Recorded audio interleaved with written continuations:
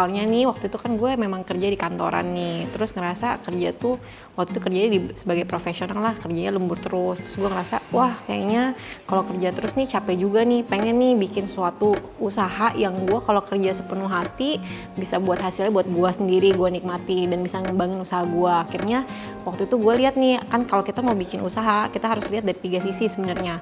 Bisa ada problem nggak yang bisa kita selesaiin, terus yang kedua kita bisa nggak kasih solusinya, yang ketiga ada nggak marketnya. Nah waktu itu gue ngelihat di sekitaran kita tuh ya khususnya kaum milenial lah istilahnya, banyak pasangan muda yang kayaknya kerja udah capek banget di weekdays, akhirnya di weekend kan mereka males dong untuk wah spend lagi time buat harus bersihin rumah ya, especially buat nyuci laundryan baju lah istilahnya, pengennya mereka pasti hangout dong, nge-chill gitu kan. Nah dari situ gue ngeliat wah ini buang banget nih bisa gue kerjain dan marketnya memang ada gitu sih. Modal awal nih waktu itu gue sambil cari-cari tentunya ya, kalau kita mau bikin usaha kan kita mesti cari-cari dulu nih apa aja yang dibutuhin, perlu modal berapa, perlu perhitungan. Waktu itu gue cari-cari sebenarnya ya semua sekarang kalau mau cari sih gampang lah, bisa dari googling aja, bisa langsung dari internet lah.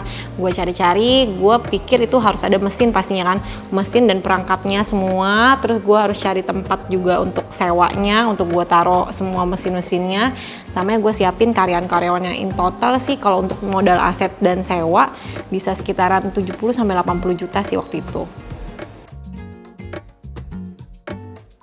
Nah waktu awal-awal gue ngerasa kayaknya omset tuh bisa sekitaran 3-5 juta deh.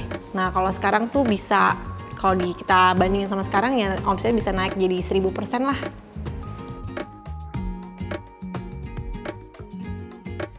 Sulit banget lah awal-awal kan, kalau kita bikin usaha pasti berjuangnya lebih ekstra gitu ya. Gua pribadi sempet kayak sebar-sebar flyer ke rumah-rumah tetangga gitu, sambil kenal-kenalin ke teman, gue punya laundry loh. Pokoknya sebar-sebarin satu-satu lah flyernya. Terus yang kedua, namanya awal-awal kita masih belum paham, belum punya pengalaman istilahnya. Ternyata mesin itu kan kalau lu punya mesin laundry lu harus instalasi itu dengan benar lah istilahnya. Waktu itu instalasinya tuh kita kurang paham, salah lah instalasi buang airnya. Jadi once ada mesin udah dicuci, kita udah cuci baju, terus kan airnya harus dibuang dong. Ternyata airnya tuh nggak nampung lah pipanya, akhirnya keluar lagi. Jadi kita bener-bener setiap abis nyuci baju udah mau keluar airnya, sediain ember, buru-buru lari buang keluar, terus taruh lagi ke dalam mesinnya istilah gitu ya, buat pengucuran airnya kotor lagi gitu. Jadi waktu itu wah gue ngerasa kayak wah gila nih, capek juga ya kalau bikin usaha kayak gini. Ternyata perjuangannya, effortnya gede juga loh, ternyata sampai wah mesti capek-capek kayak gini lah istilahnya. Waktu itu awal-awal pun gue belum punya karyawan, jadi bener-bener kayak ngegosok, nyuci itu sendiri banget, karena kita pikir juga kan kita lagi nyari customer kan, sambil nunggu ya, nunggu rame ya kita kerjain aja dulu sendiri. Terus udah gitu yang ketiga tuh gue nemuin ya kayak karyawan sih, kalau kita udah makin, jadi waktu itu mungkin udah 2 bulanan ya udah makin banyak orang yang dateng kan, misalnya gue akhirnya punya karyawan 1 gitu.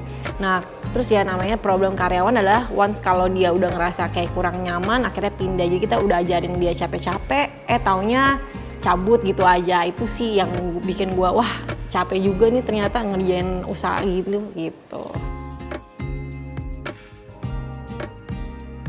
Nah kalau awal-awal banget nih kita tuh pakai cara jadul lah, pakai flyer kita sebar-sebarin, dari kayak gue cerita tuh flyer kita sebarin ke tetangga. Nah tapi kan namanya perkembangan zaman ya makin kita harus adapt lah ya, kita harus ikutin dong, kalau enggak kita jadi terlalu konvensional, akhirnya jadi turun tuh, nggak ada orang yang mau laundry sama kita. Akhirnya kita mulai beralih nih ke ikutan kayak digital marketing lah istilahnya, pakai digital online.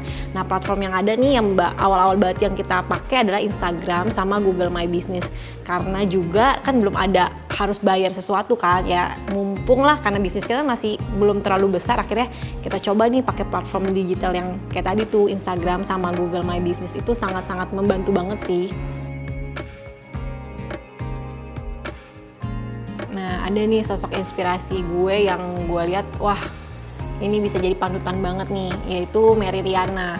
Jadi seorang wanita juga yang muda, yang udah sukses juga, yang gue ngelihat sih lebih ke daya juangnya dia ya. Waktu awal-awal merintis karir gue ngerasa kayak wah nih cewek hebat banget, dia nggak pernah menyerah lah istilahnya, walaupun ada rintangan tapi tetap dia jalanin, dia nggak pernah nyerah. Jadi waktu itu gue pernah lihat nih serial motivasinya dia lah istilahnya, dia bilang adalah kalau lu udah pernah jatuh, ya lu harus berdiri lagi. Jadi maksudnya jangan takut jatuh, maksudnya jangan takut juga berdiri lah istilahnya. Dia anggap kayak kita anak kecil istilahnya.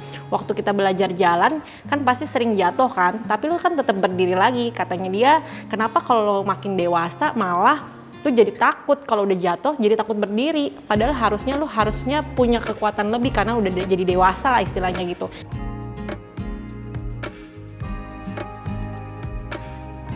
Nah, gue sih dari hati gue dan dari banyak quotes-quotes tentunya gue belajar ya. Ada beberapa hal yang gue pegang banget nih kalau ngejalanin bisnis atau ngejalanin sesuatu harus serius. Itu ya pertama harus lu kerja keras, work hard. Terus juga ya lu harus complain less. Terus juga lu harus listen more, terus mau try, learn, grow. Udah gitu juga lu don't let people tell you it can be done lah gitu. Terus juga make no excuse gitu. Dan pada akhirnya ya kita harus nunjukin ke orang ada don't tell people your plans but show them your result.